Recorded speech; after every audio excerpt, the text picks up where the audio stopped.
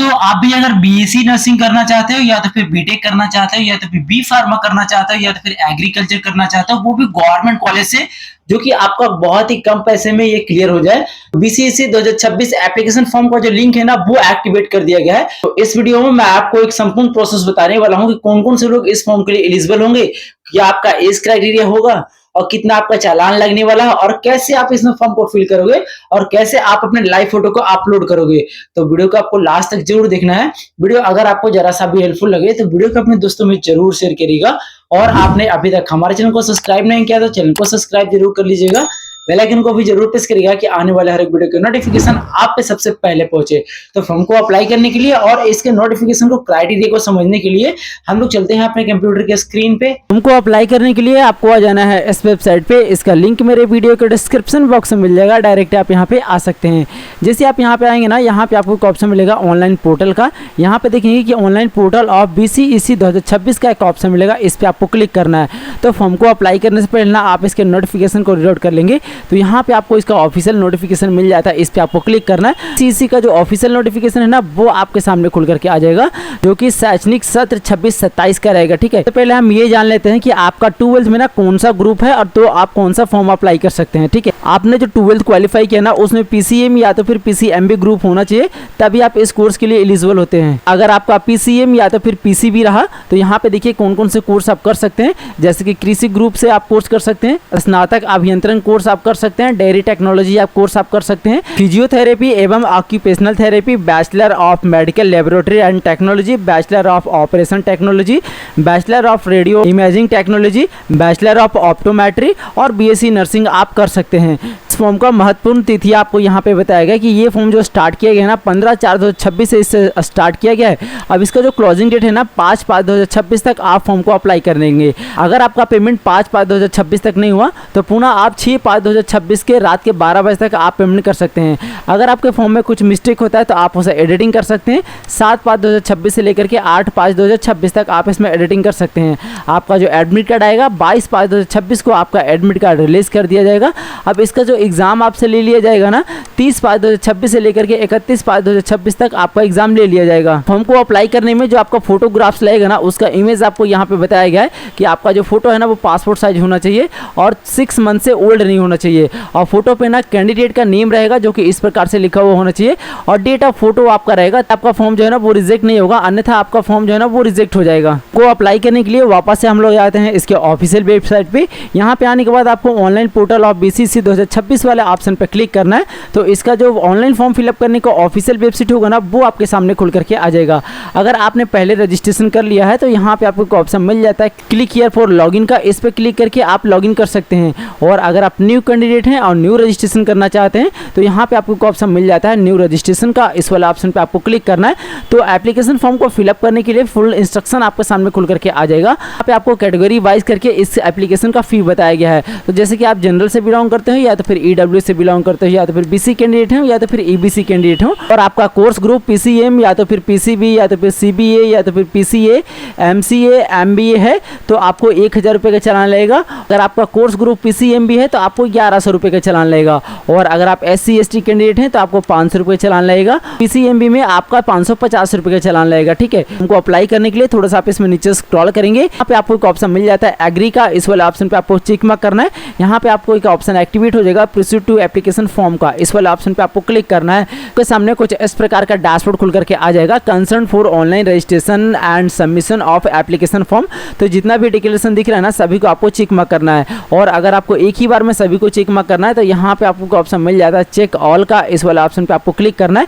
जितना भी आपका डिक्लेरेशन है ना सब इकट्ठा चेक मार्क हो जाएगा। उसके बाद आई एग्री वाले ऑप्शन पे आपको क्लिक करना है। कुछ इस प्रकार का कंफर्मेशन बॉक्स आएगा, यस वाले ऑप्शन पे आपको चूज कर लेना है। थोड़ा सा आप वेट करेंगे, आपके सामने रजिस्ट्रेशन पेज खुल करके आ जाएगा। तो सबसे पहले आपको पर्सनल डिटेल फिलअप करना है। तो कैंडिडेट का फुल नेम आप यहाँ पे फिल करेंगे, सेम नेम को यहाँ पे आपको कंफर्म करना है। कैंडिडेट का फादर नेम आप यहाँ पे फिल करेंगे। आप जितना भी डिटेल आप फिलअप करोगे ना वो 10th के मार्कशीट के अकॉर्डिंग ही आपको करना करना है। मदर नेम आपको यहाँ पे फिल करना है। यहाँ पे आपको डेट ऑफ बर्थ फिलअप करना है। तो सबसे पहले आप अपना डे को चूज़ कर लेंगे, उसके बाद आप अपने मंथ को चूज़ करेंगे, उसके बाद आप अपने ईयर को चूज़ करेंगे। इस प्रकार से स्क्रॉल करके सेम डेट ऑफ बर्थ को यहाँ पे आपको कंफर्म करना है। यहाँ पे आपको जेंडर बताना है कि आप मेल का फॉर्म अप्लाई कर रहे हैं या फीमेल का फॉर्म अप्लाई कर रहे हैं। तो सिंपली यहाँ पे क्लिक करेंगे और आप इसका चूज़ कर लेंगे। सेम चीज़ को यहाँ पे आपको कंफर्म करना है। यहाँ पे आपको आइडेंटिटी टाइप बताना है। तो सिंपली यहाँ पे क्लिक करेंगे। अब यहाँ पे आपके सामने ऑप्शन आएगा class 10 roll number as printed on admit card, इसे आपको चूज़ कर लेना है। और यहाँ पे आप अपना क्लास 10 का रोल नंबर फिलअप करेंगे। यहाँ पे आपको एक मोबाइल नंबर फिलअप करना है। यहाँ पे आप अपना एक ईमेल आईडी फिलअप करेंगे। यहाँ पे ना आपको एक पासवर्ड सेट करना है। तो पासवर्ड आप कैसा सेट करोगे, एग्जाम्पल के तौर पे मैं आपको बता दूं। फर्स्ट लेटर आप कैपिटल लेंगे, कुछ स्मॉल लेटर ले लेंगे, एक स्पेशल कैरेक्टर और 1 2 3 4 कुछ भी आप यहाँ पे सेट कर सकते हैं। जो पासवर्ड आप यहाँ पे सेट करेंगे ना, पासवर्ड आपको कंफर्म पासवर्ड वाले बॉक्स में भी सेट करना है। ये कैप्चा आपको यहाँ पे फिल करना है और सबमिट वाले ऑप्शन पे आपको क्लिक करना है। तो आपके सामने आपके रजिस्ट्रेशन डिटेल का प्रीव्यू खुल करके आ जाएगा। तो आप अपने डाटा को एक बार सही तरीके से चेक कर लेंगे। अगर आपका कुछ मिस्टेक रहता है तो नीचे की ओर स्क्रॉल करेंगे, यहाँ पे आपको एक ऑप्शन मिल जाता है एडिट का। इस पर क्लिक करके आप अपने रजिस्ट्रेशन डिटेल को एडिट कर लेंगे। और अगर आपका सारी चीज़ सही रहा तो आपको 7 नेक्स्ट वाले ऑप्शन पर क्लिक करना है। जैसे आप 7 नेक्स्ट वाले ऑप्शन पर क्लिक करेंगे ना, तो आपके सामने OTP ऑथेंटिकेशन का ऑप्शन आ जाएगा। तो जो आपने मोबाइल नंबर दिया ना, उस पर एक OTP को सेंड किया गया है, और जो आपने ईमेल आईडी दिया है उस पर भी एक OTP को सेंड किया गया है। मोबाइल वाले OTP को ऊपर वाले बॉक्स में फिलअप करेंगे और जो आपके ईमेल आईडी पे OTP आया उसको नीचे वाले बॉक्स में फिलअप करेंगे। ये कैप्चा आपको यहाँ पे फिल करना है और वेरीफाई एंड सबमिट वाले ऑप्शन पे क्लिक करना है। तो यहाँ पे आपसे बोला जाएगा कि आपका जो अकाउंट है ना वो सक्सेसफुली क्रिएट कर लिया गया है। यहाँ पे आपको रजिस्ट्रेशन नंबर देखने को मिल जाता है। तो ये रजिस्ट्रेशन नंबर को आप यहाँ से कॉपी भी कर सकते हैं, या तो फिर ये जो रजिस्ट्रेशन नंबर है ना आपके मोबाइल पे SMS और ईमेल के द्वारा भी सेंड कर दिया गया है। लॉगिन करने के लिए यहाँ पे आपको ऑप्शन मिल जाता है क्लिक हियर टू लॉगिन का। इस वाले ऑप्शन पे आपको क्लिक करना है। तो लॉगिन करने का डैशबोर्ड खुल करके आ जाएगा। यहाँ पे आपको एग्जामिनेशन नेम शो करेगा और जो अभी आपको रजिस्ट्रेशन नंबर मिला ना वो आपको यहाँ पे फिल करना है। जो पासवर्ड अभी आपने सेट किया उसको आप यहाँ पे फिल करेंगे। ये कैप्चा आपको यहाँ पे फिल करना है और साइन इन वाले ऑप्शन पे आपको क्लिक करना है। तो आपके सामने OTP ऑथेंटिकेशन का ऑप्शन आ जाएगा। तो आप ना OTP को लेने के लिए यहाँ पे आपको क्लिक करना है। अब आप OTP आप अपने ईमेल आईडी पे लेना चाहते हैं या मोबाइल नंबर पे लेना चाहते हैं, दोनों में से किसी को आप सिलेक्शन करोगे और सेंड OTP वाले ऑप्शन पे आपको क्लिक करना है। जो चीज़ आप सिलेक्शन करेंगे ना उस पर सक्सेसफुली OTP को सेंड कर दिया गया है, उस OTP को यहाँ पे आपको फिल करना है और लॉगिन वाले ऑप्शन पे आपको क्लिक करना है। तो वापस से आपके सामने कुछ इस प्रकार का कंसेंट खुल करके आ जाएगा। ये सभी कंसेंट को आपको चेक ऑल पे क्लिक करके सभी को चेक मार्क कर लेना है। थोड़ा सा आप नीचे स्क्रॉल करेंगे, यहाँ पे आपको ऑप्शन मिल जाता है एग्री का। इस वाले ऑप्शन पे आपको चूज कर लेना है।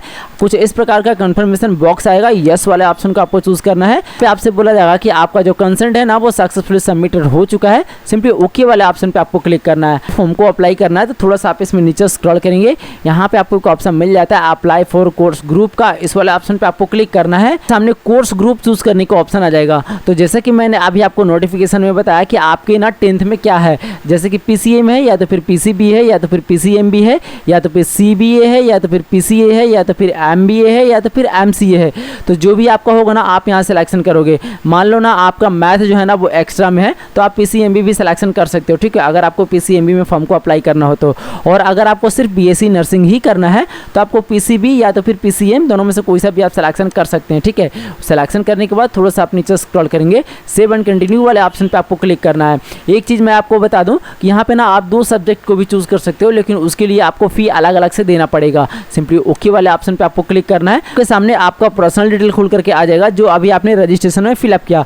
थोड़ा सा आप नीचे स्क्रॉल करेंगे, यहाँ पे आपसे पूछा जाएगा क्या आप बिहार के अस्थायी निवासी हैं, तो सिंपली यहाँ पे क्लिक करेंगे। अगर आप बिहार के अस्थायी निवासी होंगे तो आपको यस को चूज करना है और नहीं तो आपको नो को चूज कर लेना है। बिहार के निवासी होंगे और अगर आप यस पे चूज किए हैं तो आपको एक ऑप्शन मिल जाता है अपनी आवासीय योग्यता का चयन करें। सिंपली यहाँ पे क्लिक करेंगे। अब यहाँ पे आपको एक ऑप्शन मिल जाता है माता पिता बिहार के अस्थायी निवासी हैं, इसे आपको चूज कर लेना है। उसके बाद आपको कैटेगरी बताना है, तो सिंपली यहाँ पे क्लिक करेंगे। अब आप जिस कैटेगरी से आते हैं आप अपने कैटेगरी को चूज कर लेंगे। सेम कैटेगरी को यहाँ पे आपको कंफर्म करना है, यहाँ पे क्लिक करेंगे और इसे भी आपको कंफर्म कर लेना है। थोड़ा सा आप नीचे स्क्रॉल करेंगे, यहाँ पे आपसे पूछा गया है कि क्या आप विकलांग कैंडिडेट हैं, तो अगर आप विकलांग हैं तो सिंपली यहाँ पे क्लिक करेंगे और यस को आपको चूज कर लेना है और डाटा को फिल करना है। और अगर आप विकलांग नहीं है तो वापस से क्लिक करेंगे और नो को आपको चूज कर लेना है। अदर इन्फॉर्मेशन आपसे पूछा गया है, तो अगर आप सर्विस कोटा में क्लेम करना चाहते चाहते हो तो सिंपली यहाँ पे क्लिक करेंगे और यस को चूज़ करेंगे, नहीं तो आपको नो को चूज़ कर लेना है। उसके बाद आपसे पूछा गया है क्या आपके परिवार माता पिता के वार्षिक आय 8 लाख से कम है। तो अगर आपके माता पिता का जो वार्षिक आय होगा ना, मतलब एनुअल इनकम अगर 8 लाख से कम होगा तो सिंपली यहाँ पे क्लिक करेंगे और यस को चूज़ कर लेंगे। और अगर आपके माता पिता का वार्षिक आय 8 लाख से अधिक होगा तो यहाँ पे आपको नो को चूज़ कर लेना। इस बात को आपको ध्यान में रखना है, ठीक है। आपसे पूछा जाए क्या आप स्व वित्त पोषित योजना सीट के लिए दावा करते हैं। इसका जो कहने का मतलब है ना, देखिए बीएससी नर्सिंग या तो फिर बीटेक करने के लिए गवर्नमेंट कोई सा भी सब्सिडी आपको नहीं देता है। अगर आपको गवर्नमेंट कॉलेज में एडमिशन होता है तो उस स्थिति में जितना भी पैसा आपको उसमें लगेगा ना, वो सभी पैसा आपको घर से लगाना है। तो सिंपली यहाँ पे क्लिक करेंगे और यस को आपको चूज़ कर लेना है। उसके बाद आपसे पूछा जाए क्या आप एनआरआई कोटा के लिए दावा करते हैं। तो सिंपली यहाँ पे क्लिक करेंगे। अगर आप एनआरआई कोटा के लिए दावा करते होंगे तो यस को चूज़ करेंगे, नहीं तो आपको नो को चूज़ कर लेना है। उसके बाद आपसे पूछा जाएगा कि आईएससी में समकक्ष में उत्तीर्ण उपस्थिति होने वाले संस्था या जिला का नाम बताएं। इसका जो कहने का मतलब है ना कि आप जो 12th क्वालिफाई किए हैं ना, वो किस डिस्ट्रिक्ट से किए हैं। तो सिंपली यहाँ पे क्लिक करेंगे। आप जिस भी डिस्ट्रिक्ट से आपने 12th क्वालिफाई किया सर्च करेंगे और सिलेक्शन कर लेंगे। उसके बाद ना आपको आइडेंटिफिकेशन मार्क्स बताना है कि आपके बॉडी पे कहीं पे कटा का निशान है या तिल का निशान है, तो आप यहाँ पे फिल करेंगे। उसके बाद आपको 7 कंटिन्यू वाले ऑप्शन पे क्लिक करना है। अपने कॉन्टैक्ट डिटेल फिलअप करने का ऑप्शन आ जाएगा। सबसे पहले आपको कॉरेस्पॉन्डेंट एड्रेस फिलअप करना है। तो यहाँ पे आप अपना विलेज का नेम फिलअप करेंगे, यहाँ पे आप अपना पुलिस स्टेशन का नेम फिलअप करेंगे, यहाँ पे आप अपना पोस्ट ऑफिस का नेम फिलअप करेंगे, क्योंकि विलेज का नेम तो आपने ऊपर फिलअप कर दिया, ठीक है। उसके बाद आपको कंट्री चूज़ करना है। सिंपली यहाँ पे क्लिक करेंगे और इंडिया को चूज़ कर लेंगे। उसके बाद स्टेट आपको बताना है कि आप ना किस स्टेट के रहने वाले हैं। तो सिंपली यहाँ पे क्लिक करेंगे। जैसे कि आपने अभी पर्सनल डिटेल में बिहार को यस किया होगा तो आपको यहाँ पे बिहार का ही ऑप्शन आएगा। और अगर आप अदर स्टेट से आते हैं तो आपको वहीं पे नो करना है। यहाँ पे आपको पूरे इंडिया में जितने भी स्टेट है ना, सभी का लिस्ट खुल करके आ जाएगा। तो आप अपने स्टेट को नाम को चूज़ कर लेंगे। उसके बाद आपको डिस्ट्रिक्ट बताना है। तो सिंपली यहाँ पे क्लिक करेंगे। अब आप जिस भी डिस्ट्रिक्ट से बिलोंग करते हैं आप अपने डिस्ट्रिक्ट को नाम को सर्च करेंगे और यहाँ से आपको चूज़ कर लेना है। यहाँ पे आपको एरिया पिन कोड फिलअप करना है। अगर आपके पास कोई और भी अल्टरनेट मोबाइल नंबर है तो आप यहाँ पे फिल करेंगे, नहीं तो इस कॉलम को आप खाली छोड़ देंगे, ये ऑप्शनल है, ठीक है। अगर आपके पास कोई और भी ईमेल आईडी है तो आप यहाँ पे फिल करेंगे, नहीं तो ये भी ऑप्शनल है। उसके बाद आपसे परमानेंट एड्रेस पूछा गया है। तो अगर आपका कॉरेस्पॉन्डेंट एड्रेस और परमानेंट एड्रेस दोनों सेम रहा तो यहाँ पे आपको एक ऑप्शन मिल जाता है सेम एज कॉरेस्पॉन्डेंट एड्रेस का। इसे आपको चेक मार्क करना है, ये ऑटोमेटिकली फिलअप हो जाएगा। और अगर आपका सेम नहीं तो इसे आपको चेक मार्क नहीं करना है, इसे आप दोबारा से फिलअप कर लेंगे। उसके बाद आपको 7 कंटिन्यू वाले ऑप्शन पर क्लिक करना है। तो उन्हें एजुकेशनल इन्फॉर्मेशन फिलअप करने का ऑप्शन आ जाएगा। तो सबसे पहले ना आपको 10th का डिटेल फिलअप करना है। तो पासिंग स्टेटस आपको यहाँ पे बताना है। सिंपली यहाँ पे क्लिक करेंगे और पास्ट को आपको चूज़ कर लेना है। उसके बाद आपको पासिंग ईयर बताना है कि आप ना 10th किस ईयर में क्वालिफाई किए हैं। तो सिंपली यहाँ पे क्लिक करेंगे। आप जिस भी ईयर में आपने 10th क्वालिफाई किया आप अपने ईयर को चूज़ कर लेंगे। यहाँ पे आपको बोर्ड बताना है कि आप 10th किस बोर्ड से क्वालिफाई किए हैं। तो सिंपली यहाँ पे क्लिक करेंगे। अब यहाँ पे ना बोर्ड का नेम खुल करके आ जाएगा। तो अगर आपके बोर्ड का नेम इसमें आता है तो आप यहाँ से चूज़ कर लेंगे, नहीं तो आपको अदर रिकॉग्नाइज बोर्ड को चूज़ कर लेना है। और यहाँ पे आप अपने बोर्ड का नेम को स्पेसिफाई करेंगे, ठीक है। उसके बाद आपको इंस्टीट्यूट नेम एंड एड्रेस बताना है कि आपने जो 10th क्वालिफाई किया वो किस स्कूल से किया और उसका एड्रेस क्या था। उसके बाद आपको रिजल्ट मोड बताना है। सिंपली यहाँ पे क्लिक करेंगे। अगर आपके रिजल्ट मोड में सीजीपीए होगा तो सीजीपीए को चूज़ करेंगे और परसेंटेज होगा तो परसेंटेज को चूज़ करेंगे। जैसे कि मेरे केस में परसेंटेज है तो मैं परसेंटेज को चूज़ कर लेता हूँ। यहाँ पे मैक्सिमम मार्क्स आपको फिलअप करना है कि कितने का आपका एग्जाम हुआ। उसके बाद आपको ऑप्टेंट फिलअप करना है कि कितना नंबर आपका आया। फिलअप करने के बाद साइड में कहीं पे भी क्लिक करेंगे, परसेंटेज आपका ऑटोमेटिकली निकल के आ जाएगा। उसके बाद +2 आईएससी का डिटेल यहाँ पे फिल करना है। तो पासिंग स्टेटस आपको यहाँ पे बताना है। सिंपली यहाँ पे क्लिक करेंगे और पास होंगे तो पास को चूज़ करेंगे। अगर अपेयरिंग होंगे तो अपेयरिंग को चूज़ करेंगे। अगर आपका 12th क्लास में अभी तक रिजल्ट नहीं आया तो आपको अपेयरिंग को चूज़ कर लेना है। आप पासिंग ईयर में यहाँ पे क्लिक करेंगे तो सिर्फ 2026 का ही ऑप्शन आएगा। तो अगर आपका रिजल्ट 2026 में पब्लिश होने वाला होगा तभी आप इस फॉर्म को अप्लाई करेंगे। अगर आपका रिजल्ट 2027 में पब्लिश होने वाला होगा तो आप अपेयरिंग में फॉर्म को फिल नहीं करेंगे, मतलब आप इस फॉर्म को फिल ही नहीं करेंगे क्योंकि आप इसके लिए एलिजिबल ही नहीं हैं। तो सिंपली मैं पास हूँ तो मैं पास को चूज़ कर लेता हूँ। उसके बाद पासिंग ईयर को आपको चूज़ करना है। सिंपली यहाँ पे क्लिक करेंगे। तो ईयर में आपने 12th क्वालिफाई किया आप अपने ईयर को चूज़ कर लेंगे। बोर्ड का नेम यहाँ पे बताएंगे। सिंपली यहाँ पे क्लिक करेंगे। अब बोर्ड का नेम आपका इसमें आता है तो ठीक है, नहीं तो आपको अदर रिकॉग्नाइज बोर्ड को चूज़ कर लेना है। जैसे कि मोरी बोर्ड का नेम इसमें आता है तो मैं इसको चूज़ कर लेता हूँ। उसके बाद इंस्टीट्यूट नेम एंड एड्रेस आपको बताना है कि आपने 12th जो क्वालिफाई किया ना वो किस इंस्टीट्यूट से किया और उसका एड्रेस क्या था, ठीक है। उसके बाद आपको रिजल्ट मोड बताना है, तो सिंपली यहाँ पे क्लिक करेंगे। अब आपके 12th में ना परसेंटेज है या CGP है, आप अपने हिसाब से चूज़ कर लेंगे। उसके बाद मैक्सिमम मार्क्स आपको यहाँ पे फिल करना है और ऑप्टेंट आपको यहाँ पे फिल करना है कि कितना नंबर आपका आया। साइड में कहीं भी क्लिक करेंगे, परसेंटेज आपका ऑटोमेटिकली निकल के आ जाएगा। थोड़ा सा आप नीचे स्क्रॉल करेंगे, सब्जेक्ट वाइज मार्क आपको यहाँ पे फिलअप करना है। तो देखिए यहाँ पे ना आपको 4 सब्जेक्ट का नंबर फिलअप करना है। सबसे पहला इंग्लिश का, उसके बाद फिजिक्स का, उसके बाद केमिस्ट्री का, उसके बाद बायोलॉजी का। जैसे कि आपने सब्जेक्ट ग्रुप को चूज़ किया होगा उसी के अकॉर्डिंग यहाँ पे फिलअप करने के लिए आएगा, ठीक है। तो पासिंग स्टेटस आप सबसे पहले आपको बताना है, सिंपली यहाँ पे क्लिक करेंगे और पास को चूज़ कर लेंगे। अब मैक्सिमम मार्क्स, जैसे कि 100 नंबर का इंग्लिश का आपका एग्जाम हुआ या फिर 150 नंबर का, तो जितने भी नंबर का हुआ होगा ना आप यहाँ पे फिलअप करेंगे।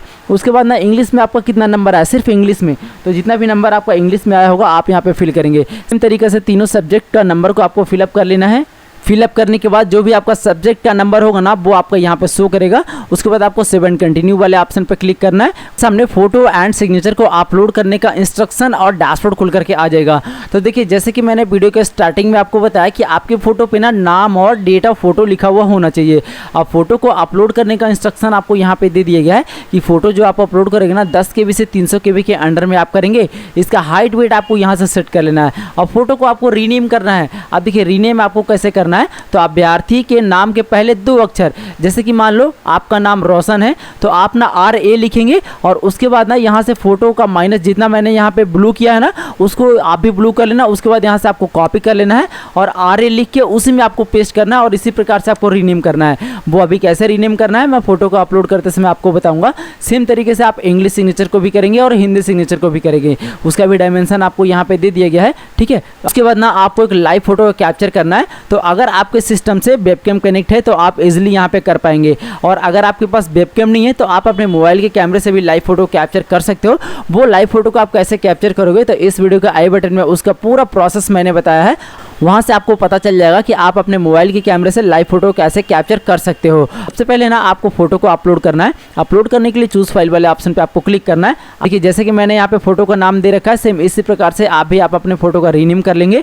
उसके बाद इसे आप सिलेक्शन करेंगे, उसके बाद ओपन करेंगे। जैसे आप ओपन करेंगे आपका फोटो का नेम यहाँ पे आ जाएगा। अपलोड करने के लिए प्रीव्यू एंड अपलोड वाले ऑप्शन पे आपको क्लिक करना है। आपका फोटो का प्रीव्यू यहाँ पे शो करेगा। अगर आपका फोटो सही रहा तो सिंपली आपको सिप वाले ऑप्शन पे क्लिक करना है। यहाँ पे आपको अपलोडेड शो कर रहा है, इसका मतलब ये फोटो आपका सक्सेसफुली अपलोड हो चुका है। सेम तरीके से आपको इंग्लिश सिग्नेचर को भी अपलोड कर लेना है और हिंदी सिग्नेचर को भी अपलोड कर लेना है। उसके बाद ना आपको लाइव फोटो कैप्चर करना है। तो जैसे कि मैंने अभी आपको बताया कि अगर आपके सिस्टम से वेबकैम कनेक्ट रहा है तो आपको कैमरा वाले ऑप्शन को चूज करना है, और अगर आपके सिस्टम से वेबकैम कनेक्ट नहीं है तो यहाँ पे आपको मोबाइल का ऑप्शन मिल जाता है, इस पर आपको क्लिक करना है। आपके सामने इसका बारकोड खुल करके आ जाएगा। आप अपने मोबाइल के कैमरे से फोटो लेंगे, इस वीडियो के आई बटन में उसका लिंक मिल जाएगा, आप उसे जाके एक बार जरूर देख लेंगे। मोबाइल से लाइव फोटो कैप्चर करने के बाद यहाँ पे आपको ऑप्शन मिल जाता है फैच फाइल का, इस वाले ऑप्शन पे आपको क्लिक करना है।